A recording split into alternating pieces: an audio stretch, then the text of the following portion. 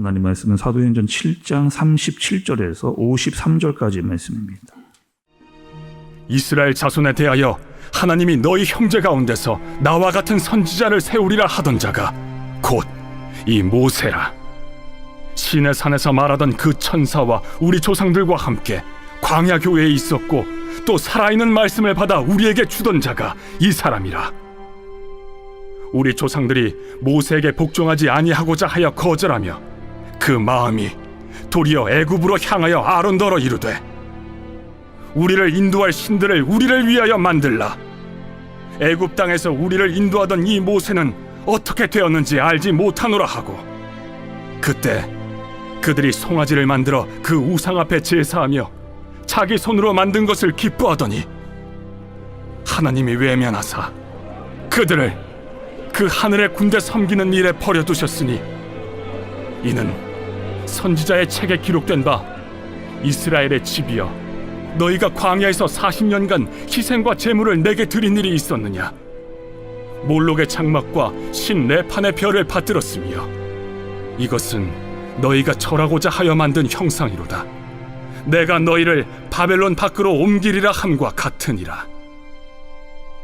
광야에서 우리 조상들에게 증거의 장막이 있었으니 이것은 모세에게 말씀하신 이가 명하사 그가 본 그 양식대로 만들게 하신 것이라. 우리 조상들이 그것을 받아 하나님이 그들 앞에서 쫓아내신 이방인의 땅을 점령할 때 여호수아와 함께 가지고 들어가서 다윗 때까지 이르니라. 다윗이 하나님 앞에서 은혜를 받아 야곱의 집을 위하여 하나님의 처소를 준비하게 하여 달라고 하더니 솔로몬이 그를 위하여 집을 지었느니라. 그러나 지극히 높으신 이는 손으로 지은 곳에 계시지 아니하시나니 선지자가 말한 바 주께서 이르시되 하늘은 나의 보좌요 땅은 나의 발등상이니 너희가 나를 위하여 무슨 집을 짓겠으며 나의 안식할 처소가 어디냐. 이 모든 것이 다 내 손으로 지은 것이 아니냐 함과 같으니라. 목이 곧고 마음과 귀에 할례를 받지 못한 사람들아, 너희도 너희 조상과 같이 항상 성령을 거스르는도다. 너희 조상들이 선지자들 중에 누구를 박해하지 아니하였느냐. 의인이 오시리라 예고한 자들을 그들이 죽였고 이제 너희는 그 의인을 잡아준 자여 살인한 자가 되나니 너희는 천사가 전한 율법을 받고도 지키지 아니하였도다. 아멘. 여러분, 우리는 계속해서 스데반이 말씀을 전하고 있는 말씀을 들어왔습니다. 월요일부터 쭉 들어왔는데 오늘 이제 스데반이 전하는 말씀의 마지막 부분에 해당하는 그런 말씀입니다. 여러분, 스데반이 계속해서 지금 이야기하고 있는 말씀의 핵심 여러분 아시겠습니까? 스데반의 말씀의 핵심은 이겁니다. 지금 이 말씀을 듣고 있는 이 유대인들, 너희들 지금 너희가 얼마나 잘못된 생각을 하고 있는가 제대로 깨달아라. 너희가 얼마나 말씀을 제대로 알지 못하고 있는지를 제대로 깨달아라. 이것을 이야기해 주는 겁니다. 특히 성전에 대한 잘못된 너희들의 신앙관, 그거 잘못됐다는 거예요. 그래서 그것이 결국에 예수님을 죽이는 데까지 너희가 그렇게 만든 그 생각들, 그것을 너희가 얼마나 잘못하고 있는지를 제대로 깨달아라. 이렇게 이야기하는 겁니다. 지금 상황은 유대인들이 스데반을 고소해서 잡혀와 있는 그런 상황이에요. 왜 스데반을 고소했느냐 봤더니만, 아니 이 스데반이라고 하는 집사가 전에 있었던 예수와 똑같은 얘기를 한다. 아니 예수와 똑같은 얘기를 하는데 그 얘기가 도대체 뭐냐 이렇게 이어봤더니만 예수님이 한 얘기가 무엇이었느냐? 이런 말씀이었잖아요. 성전 헐라는 거예요. 내가 사흘 만에 다시 짓겠다 라고 했던 그 예수님의 말씀을 스데반도 똑같이 이야기를 하는 겁니다. 유대인이 들을 때는 도대체 이해가 안 되는 거예요. 아니 네가 뭔데 어떻게 성전을 헐고 사흘 만에 다시 짓겠느냐라고 유대인들이 예수님을 몰아갔잖아요. 그리고 그때 도대체 그것이 무슨 뜻인지 제대로 알지를 못했습니다. 그리고 스데반이 그 성전이 진짜 무엇이었는지를 그들에게 이야기를 해주는 그런 말씀입니다. 또 여러분, 유대인이 잘못되어 있었던 생각 중에 하나가 여러분 이런 거였잖아요. 하나님과 성전을 동일시하는, 하나님과 성전을 동일시하는 데서부터 문제가 된 겁니다. 그리고 그것에 대한 잘못된 생각들을 제대로 이해시켜주면서 깨닫게 해주시는 내용이 사도행전의 7장의 말씀이라고 보면 맡겼습니다. 오늘 여러분 오늘도 말씀에서 사람들이 등장을 하거든요. 사도행전 7장을 보면 스데반이 이야기했던 말씀 중에서 9명의 사람이 등장을 합니다. 9명의 사람. 누구냐? 아브라함, 이삭, 야곱, 요셉, 그리고 모세, 아론, 여호수아, 다윗, 솔로몬. 이렇게 9명이 등장을 해요. 사람이 여러분. 근데 그 9명의 사람 중에 8명은 어떤 사람들인 줄 아니? 그 8명은 성전을 다 보지 못했다. 9명 중에 8명은 다 성전을 보지 못한 그런 사람들이다. 그리고 하나님은 특정한 곳에만 계시다라고 말할 수 없다는 거예요. 그러니 하나님을 예루살렘 성전에 가둘 수 있는 분이 거기만 계시다라고 할 수 있는 분이 그런 분이 아니다라고 이야기를 하는 겁니다. 그러니까 성전이 없었던 아브라함과 이삭과 야곱, 그때도 하나님께서는 그들과 함께 계셨고 지금 성전을 벗어나서 하나님도 여전히 그들과 함께 계시다라고 하는 사실을 그들에게 이야기해 주는 거죠. 그들이 잘못된 생각들을 꼬집어서 지금 알려주는 겁니다. 그러면 왜 하나님은 성전을 지키게 하셨을까, 여러분? 아니, 성전을 왜 지키게 하셨는가? 라는 의문도 우리가 들 수가 있는 거죠. 그 이유를 오늘 말씀이 설명해 주는 겁니다. 그래서 오늘 말씀을 보면 이스라엘도 나오고 광야에 대한 이야기도 나오는 것을 볼 수가 있어요. 스데반이 말씀을 거슬러 올라가서 어디서부터 이야기를 했느냐? 이스라엘이 출애굽해서 광야에 나왔던 그때에 대해서 이야기를 해주는 겁니다. 여러분, 우리가 출애굽기 말씀에서도 살펴봤는데 이스라엘 백성들이 애굽에서 나올 때 몇 명이 나왔습니까? 약 한 350만 명에서 400만 명, 어마어마한 숫자가 그 광야로 모세와 함께 나왔잖아요. 나와서 그 사람들을 다 건물에 집어넣을 수가 없었습니다. 아니, 교회라고 하는 건물 자체에 그 수많은 사람들을 다 집어넣을 수가 없었어요. 그래서 그 이스라엘 전체, 지금 출애굽에서 나온 이스라엘 전체, 광야에 있는 사람들 전체, 그 사람들을 뭐라고 이야기했느냐? 광야 교회라고 했습니다. 광야에 나온 사람들 그 자체를 광야 교회, 그리고 그 성막을 주신 이유는 무엇이냐? 하나님인 내가 너희와 함께 하겠다라고 하는 상징이었어요. 그러니 너희가 지금 광야에 나와서 하고 있는 모든 생활과 너희의 삶 모든 그 자체가 무엇이다? 그것이 신앙이다. 그것이 교회다. 이렇게 지금 이야기를 해주는 겁니다. 근데 여러분, 갈수록 문제가 더 생기거든요. 어떤 문제가 생기는지 이럴 수 있잖아요. 이스라엘 백성들이 이제 광야를 다 거쳐가지고 가나안에 들어갔습니다. 가나안에 들어가서는 뭐가 여러분 세워졌어요? 이 성막이 어느 지역에 정착을 이제 하게 된 겁니다. 사람들이 자꾸 성막에 가서 찾아가게 되어지는 거예요. 근데 중요한 건 사람들이 성막에서 예배를 드릴 때 하고 성막에 나와서의 삶이 완전히 다른 삶을 살게 되어지는 겁니다. 그러니까 성막과 성전에 오면 사람들이 다 경건하게 예배를 드려요. 근데 나오기만 하면 어떻게 하느냐? 완전 분리된 죄와 타락에 빠져 사는 그런 삶을 사람들이 살아가게 되어지는 거죠. 그러니까 성막에서는 막 하나님을 예배하다가 성막만 나오면 마치 하나님이 없는 것처럼 사람들이 살아가게 되는 겁니다. 여러분, 왜 그랬을까요? 이들의 생각은 뭐예요?